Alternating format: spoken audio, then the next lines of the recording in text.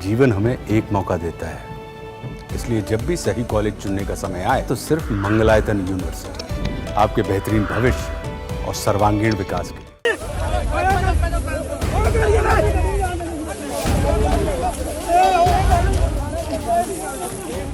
इस वक्त की बड़ी खबर पंजाब से आ रही है, जहां पर गुरदासपुर में पुलिस से ही किसान भिड़ गए हैं। ये जो किसान हैं लगातार प्रदर्शन कर रहे थे, लेकिन आज जो है बवाल ज्यादा बढ़ गया और किसान जो है पुलिस से ही भिड़ गए। आपको बताएं कि बवाल के दौरान 7 लोग जख्मी हो गए हैं। किसानों ने आरोप लगाया कि जबरन उनकी जमीन छीनने की कोशिश की जा रही है, जिसके विरोध में किसान सीधे पुलिस से ही भिड़ गए। इस वक्त की बड़ी खबर गुरदासपुर से, जहां पर पुलिस से किसान भिड़ गए और 7 लोग जख्मी हो गए। इस दौरान किसानों का आरोप है कि जबरन जो है जमीन छीनने का जो आरोप किसानों ने लगाया, उसके बाद ये पूरा बवाल बढ़ा। अगर विस्तार से खबर को बताएं तो पंजाब के गुरदासपुर में मंगलवार को यानी आज बवाल हो गया। यहाँ पुलिस और किसानों में जबरदस्त भिड़ंत हो गई। घटना में 7 लोग जख्मी हुए बताए जा रहे हैं। फिलहाल स्थिति का आकलन होना बाकी है। किसानों का आरोप है कि एक्सप्रेसवे के नाम पर जमीनों का अधिग्रहण किया जा रहा है। जमीन के नाम पर सही मुआवजा नहीं दिया जा रहा।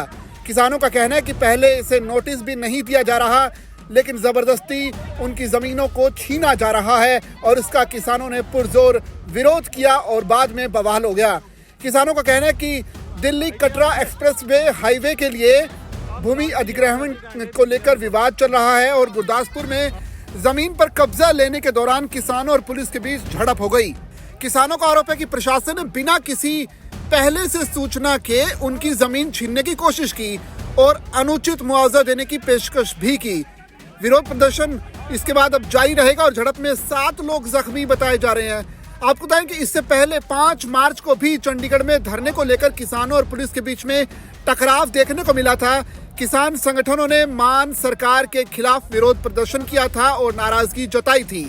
किसानों का कहना है कि 5 मार्च से 1 हफ्ते तक धरना प्रस्तावित था, यानी 12 मार्च तक ये धरना होना था, लेकिन पूरे पंजाब से किसानों को चंडीगढ़ भी पहुंचना था। उससे पहले ही किसानों नेताओं के साथ जो है पुलिस ने उन्हें हिरासत में लेना शुरू कर दिया।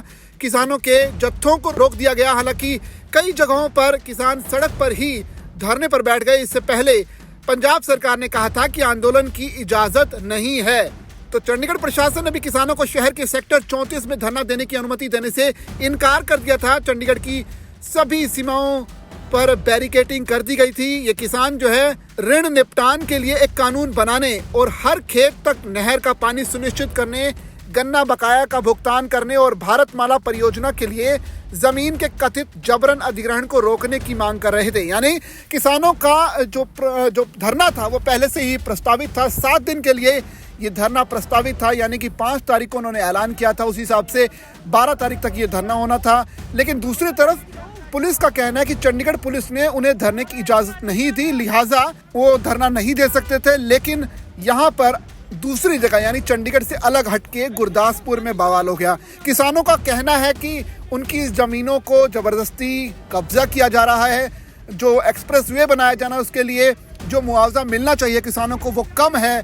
ऐसे में जबरदस्ती किसानों की जमीनों को छीनने की कोशिश हुई। दूसरी तरफ पुलिस का कहना है कि किसानों को धरने की अनुमति नहीं थी, इसके बावजूद वो धरना दे रहे थे, लिहाजा उन्हें वहां से हटाना जरूरी था। तो इस तरह से दोनों पक्ष एक दूसरे के खिलाफ है। अब देखना पड़ेगा कि आने वाले दिनों में अब किसानों की क्या कुछ रणनीति रहने वाली और कैसे मान सरकार और प्रशासन इस तरह के मुद्दों को हल करेगी। आप बने रहिए दैनिक जागरण के साथ, क्योंकि यहाँ लगातार हम अपडेट्स आप तक लाते रहेंगे।